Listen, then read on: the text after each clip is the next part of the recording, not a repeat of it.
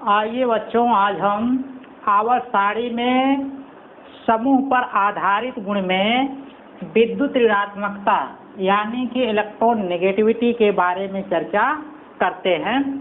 तो सबसे पहले ये जान ले कि विद्युत ऋणात्मकता क्या है। और बच्चों हम देखें, जब आवर्त पर आधारित हम विद्युत ऋणात्मकता के गुण के बारे में पढ़ रहे थे तो वहाँ हमने बताया था कि विद्युत ऋणात्मकता क्या होती है। लेकिन बच्चों हम पुनः यहाँ पर विद्युत ऋणात्मकता के बारे में चर्चा कर रहे हैं कि विद्युत ऋणात्मकता क्या होती है। उसके बाद ये जानेंगे कि किसी वर्ग में ऊपर से नीचे चलने के बाद विद्युत ऋणात्मकता कैसे प्रभावित होती है। तो सबसे पहले हम अगर ये जान लें कि विद्युत ऋणात्मकता क्या है, तब इसके बाद हम आसानी से समझ पाएंगे कि किसी वर्ग में ऊपर से नीचे चलने के बाद विद्युत ऋणात्मकता कैसे प्रभावित होती है। देखिए बच्चों, किसी परमाणु में जो इलेक्ट्रॉन खींचने की क्षमता है वो उसकी क्या है, विद्युत ऋणात्मकता। बच्चों अगर किसी परमाणु में इलेक्ट्रॉन खींचने की क्षमता ज़्यादा है तो उसकी विद्युत ऋणात्मकता क्या है, ज़्यादा है, यानी कि इलेक्ट्रॉन नेगेटिविटी जो है वो क्या होगी, अधिक होगी। अगर किसी परमाणु में इलेक्ट्रॉन खींचने की क्षमता कम है तो उसकी विद्युत ऋणात्मकता क्या होगी, कम होगी। अब ये कैसे समझें कि किस परमाणु में इलेक्ट्रॉन की खींचने की क्षमता ज़्यादा है, किसमें इलेक्ट्रॉन खींचने की क्षमता कम है। देखिए बच्चों, जब हम आवर्त पर आधारित गुण में विद्युत ऋणात्मकता के बारे में चर्चा कर रहे थे तो हमने वहाँ देखा था कि अगर परमाणु त्रिज्या छोटी होती थी तो वहाँ इलेक्ट्रॉन खींचने की क्षमता क्या होती थी, ज़्यादा होती थी, अर्थात उसकी विद्युत ऋणात्मकता क्या होती थी, अधिक होती थी। अगर परमाणु त्रिज्या बड़ी होती थी तो इलेक्ट्रॉन खींचने की क्षमता क्या होती थी, कम होती थी, जिसकी वजह से उसकी विद्युत ऋणात्मकता क्या होती थी, कम होती थी। अब परमाणु त्रिज्या छोटी होने के बाद विद्युत ऋणात्मकता क्यों अधिक होती है और बड़ी होने के बाद विद्युत ऋणात्मकता क्यों कम होती है, आइए उसके बारे में हम चर्चा करते हैं। देखिए बच्चों, अगर मान लीजिए कोई परमाणु है और उसकी परमाणु त्रिज्या क्या है, छोटी।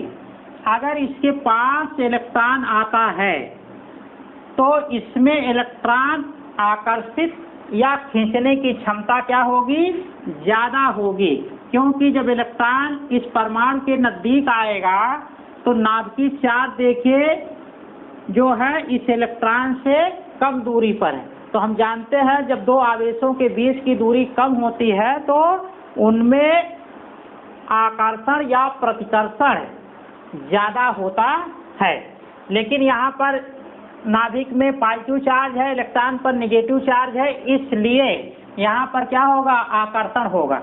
जब दूरी कम होगी तो आकर्षित करने की क्षमता क्या होगी, ज़्यादा होगी। तो इसके आधार पर हम कह सकते हैं कि छोटी परमाणु त्रिज्या का जो विद्युत ऋणात्मकता है वो क्या है, अधिक है। क्योंकि देखिए जब बच्चों इलेक्ट्रॉन इससे आकर जुड़ेगा तो उस पर क्या आएगा, नेगेटिव चार्ज आएगा। तो नेगेटिव चार्ज आने की वजह से ये कह रहे हैं कि उसमें जो वैद्युतीय गुण आ रहा है या वैद्युतीय जो गुण यहाँ पर है वो कैसा है, ऋणात्मकता के रूप में है, यानी कि जो वैद्युतीय ऋणात्मकता का गुण है उसका मान क्या होगा, इस परमाणु का अधिक होगा, क्योंकि ऋणायन बनाने की क्षमता इसमें क्या है, ज़्यादा है। तो इस आधार पे हम कह सकते हैं कि अगर किसी परमाणु की परमाणु त्रिज्या छोटी है तो उसकी विद्युत ऋणात्मकता अधिक होती है, क्योंकि छोटे परमाणु त्रिज्या में इलेक्ट्रॉन खींचने की क्षमता ज़्यादा होती। वहीं पर अगर मान लीजिए यही परमाणु त्रिज्या बड़ी हो जाए तो जब यहाँ पर इलेक्ट्रॉन आएगा तो देखिए इलेक्ट्रॉन और नाभिक के बीच की दूरी क्या होगी, ज़्यादा होगी, जिसकी वजह से इस परमाणु में इलेक्ट्रॉन खींचने की क्षमता क्या हो जाएगी, छोटी परमाणु त्रिज्या की अपेक्षा कम हो जाएगी। इस आधार पे हम कह सकते हैं कि अगर बड़ी परमाणु त्रिज्या है तो उसमें इलेक्ट्रॉन खींचने की क्षमता कम है, अर्थात उसकी विद्युत ऋणात्मकता क्या है, कम है। अब देखिए बच्चों, अगर आपको ये जानकारी प्राप्त हो चुकी है कि परमाणु त्रिज्या छोटी और बड़ी के हिसाब से उनकी विद्युत ऋणात्मकता कैसी होती है। अब देखिए बच्चों, अगर परमाणु त्रिज्या जब छोटी है विद्युत ऋणात्मकता ज़्यादा है और परमाणु त्रिज्या बड़ी है तो विद्युत ऋणात्मकता कम है। तो हम ये देखें कि किसी वर्ग में अगर ऊपर से नीचे चलते हैं तो परमाणु त्रिज्या के हिसाब से उसकी विद्युत ऋणात्मकता कैसे घटेगी, कैसे बढ़ेगी। अब देखिए बच्चों, अगर किसी वर्ग में हम ऊपर से नीचे चलते हैं, तो मान लीजिए ये हमारा फर्स्ट वर्ग है और इसमें हम आवर्त बना लेते हैं। ये देखिए, मान लीजिए आवर्त 1 हो गया, ये 2 हो गया, 3, ये 4, ये 5, ये 6 और मान लीजिए 7वां आवर्त हो गया। तो हम जानते हैं कि जो आवर्त की संख्या होती है वो क्या है, कोषों की संख्या, किसी परमाणु में कोषों की संख्या को बताता है, यानी कि जितने आवर्त हैं, जो आवर्त की संख्या है वही उस परमाणु में कोष की संख्या है। तो जब जानते हैं कि कोष की संख्या आवर्त पर निर्भर करती है, तो इसका मतलब जैसे जैसे आवर्त बढ़ता जाएगा वैसे वैसे उसमें कोषों की संख्या बढ़ती जाएगी, जिसकी वजह से परमाणु त्रिज्या क्या होगी, बढ़ती जाएगी। तो कहने का मतलब कि जब ऊपर से नीचे चलेंगे यहाँ पर परमाणु त्रिज्या क्या होगी, बढ़ती जाएगी। तो कहने का मतलब अगर पहला आवर्त है तो उसमें एक कोष है, अगर दूसरे हम देखिए आवर्त में आते हैं तो उसमें कितना कोष है, 2 कोष हो जाएगा। उसी तरह जब अगले में आएंगे तो उसमें कितना कोष हो जाएगा, 3 कोष हो जाएगा। वैसे आगे बढ़ते जाएंगे, चौथे आवर्त में 4 कोष हो जाएगा, 5वें आवर्त में 5 कोष हो जाएगा। तो जब देखिए बच्चों हम यहाँ ऊपर से नीचे आ रहे हैं तो ये देखिए ऊपर से नीचे चलने के बाद परमाणु त्रिज्या क्या हो रही है, बढ़ती जा रही है। जब परमाणु त्रिज्या बढ़ती जाएगी तो इसका मतलब कि किसी वर्ग में ऊपर से नीचे चलने के बाद इलेक्ट्रॉन खींचने की क्षमता क्या होगी, कम होती जाएगी। अभी अभी हमने बताया है कि परमाणु त्रिज्या बड़ी होने के बाद चूंकि नाभिक क्या होता है, बाह्य कोश से दूर होता है, जिसकी वजह से परमाणु त्रिज्या बड़ी होती है। इस कारण परमाणुओं में इलेक्ट्रॉन खींचने की क्षमता क्या होगी, कम हो जाएगी, अर्थात उसमें जो विद्युत ऋणात्मकता का गुण है वो क्या होगा, कम होगा। तो इस आधार पे हम कह सकते हैं कि किसी भी वर्ग में ऊपर से नीचे चलने के बाद विद्युत ऋणात्मकता क्या होगी, घटती जाएगी। देखिए बच्चों, यहाँ लिखा भी गया है किसी वर्ग में ऊपर से नीचे चलने पर विद्युत ऋणात्मकता घटती है। विद्युत ऋणात्मकता इसीलिए घट रही है क्योंकि कोष की संख्या बढ़ रही है, ऊपर से नीचे चल रहे हैं, या परमाणु त्रिज्या कह सकते हैं कि बढ़ती जा रही है, जिसकी वजह से उसकी विद्युत ऋणात्मकता क्या होगी, घटेगी। आगे लिख भी रहे हैं क्योंकि किसी भी वर्ग में ऊपर से नीचे चलने पर परमाणु त्रिज्या क्या है, बढ़ती जाती है, जिससे परमाणुओं में इलेक्ट्रॉन खींचने की क्षमता घटती जाती है। जब इलेक्ट्रॉन खींचने की क्षमता घटती जा रही है तो इसका मतलब कि जो ऋणायन बनाने की क्षमता है उनकी क्या है, कम है, इसलिए हम कह सकते हैं कि उसकी विद्युत ऋणात्मकता घटती जाएगी। देखिए बच्चों, जो वैद्युतीय गुण है वो आवेश की वजह से होता है, क्योंकि इलेक्ट्रॉन आ रहा है, ऋणावेश आ रहा है, इसलिए यहाँ बोला जा रहा है विद्युत ऋणात्मकता। अगर यही धन आयन बनता तो वैद्युत धनात्मकता कहलाता है, लेकिन यहाँ इलेक्ट्रॉन आ रहा है, ऋण चार्ज है, इसलिए विद्युत ऋणात्मकता बोलेंगे। अर्थात ये हम कह सकते हैं कि जब परमाणु त्रिज्या बढ़ रही है तो उसकी विद्युत ऋणात्मकता घटेगी। अब देखिए बच्चों, हम अगले गुण के बारे में चर्चा करेंगे, धात्विक एवं अधात्विक गुण, metallic and non metallic property. धात्विक गुण और अधात्विक गुण कैसे घटता है, कैसे बढ़ता है परमाणुओं का, पहले हम उसके बारे में चर्चा कर लेते हैं। देखिए, वो इलेक्ट्रॉन त्यागते हैं वे धातु हैं, और जो इलेक्ट्रॉन ग्रहण करते हैं वो क्या है, अधातु हैं। तो इस आधार पर देखिए बच्चों, इसका मतलब ये हुआ कि इलेक्ट्रॉन अगर कोई परमाणु बहुत आसानी से त्याग देता है तो हम कह सकते हैं उसमें धात्विक गुण क्या है, ज़्यादा है। उसी प्रकार अगर कोई परमाणु बहुत आसानी से इलेक्ट्रॉन ग्रहण कर लेता है तो हम कह सकते हैं कि उसमें अधात्विक गुण क्या है, ज़्यादा है। तो इसके आधार पे हम कह सकते हैं कि अगर किसी परमाणु की विद्युत ऋणात्मकता ज़्यादा है तो उसमें आध्यात्मिक गुण क्या है, ज़्यादा है। और अगर मान लीजिए इलेक्ट्रॉन त्यागने की क्षमता ज़्यादा है तो इस आधार पे हम कह सकते हैं कि उसमें धात्विक गुण क्या है, ज़्यादा है। तो अब बच्चों ये जानिए कि अगर इलेक्ट्रॉन त्यागने की प्रवृत्ति ज़्यादा है तो धात्विक गुण ज़्यादा है, अगर इलेक्ट्रॉन ग्रहण करने का गुण ज़्यादा है उसमें तो उसमें आध्यात्मिक गुण ज़्यादा है। तो अब अगर परमाणु त्रिज्या छोटी है तो इसका मतलब कि उसमें इलेक्ट्रॉन त्यागने की प्रवृत्ति क्या होगी, कम होगी। अगर परमाणु त्रिज्या बड़ी है तो इलेक्ट्रॉन त्यागने की प्रवृत्ति क्या होगी, ज़्यादा होगी, क्योंकि परमाणु के बाह्य कोश में जो इलेक्ट्रॉन हैं उनमें नाभिकीय आकर्षण क्या है, कम है जब परमाणु त्रिज्या बड़ी होती है।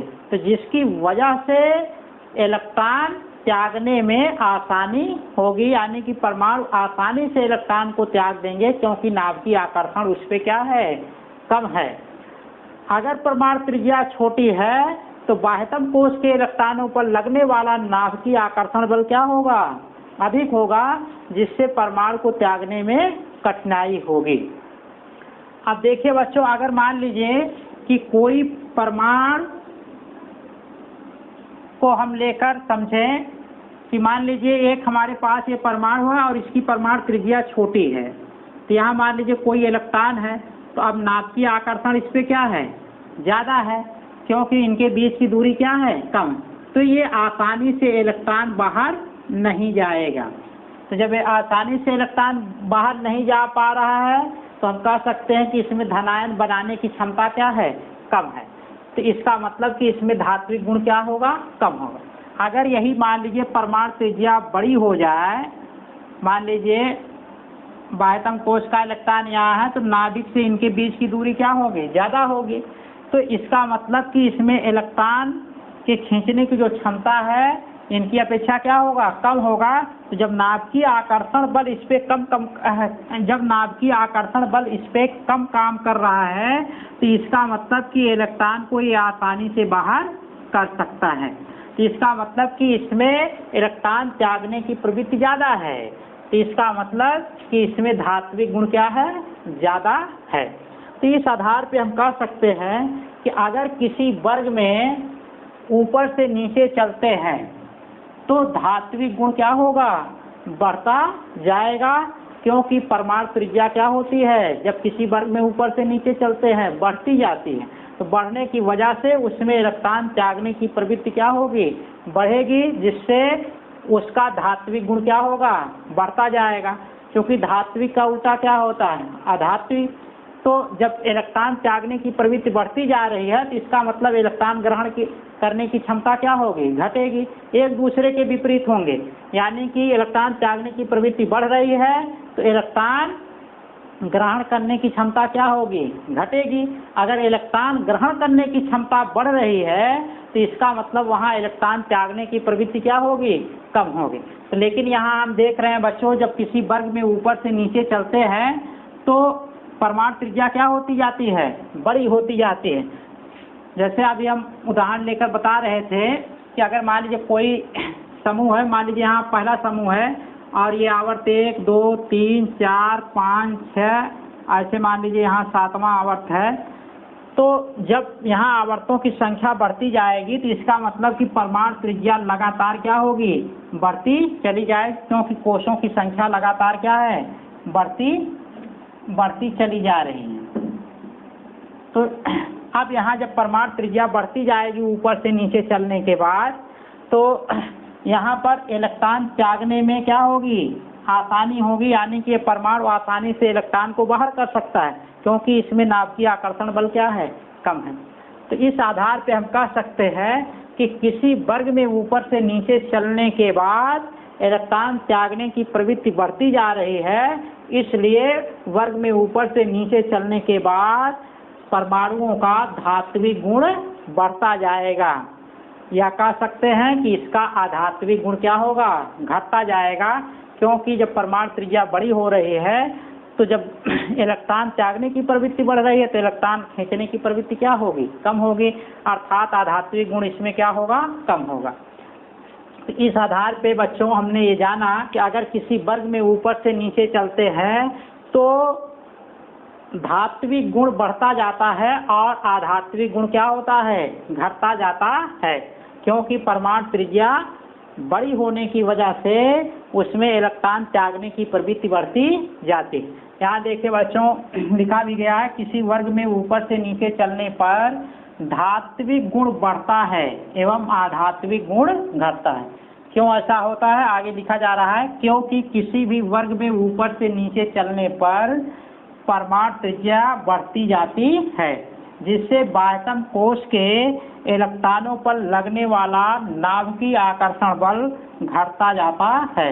इसलिए इलेक्ट्रॉन त्यागने की प्रवृत्ति क्या है? बढ़ती जाती।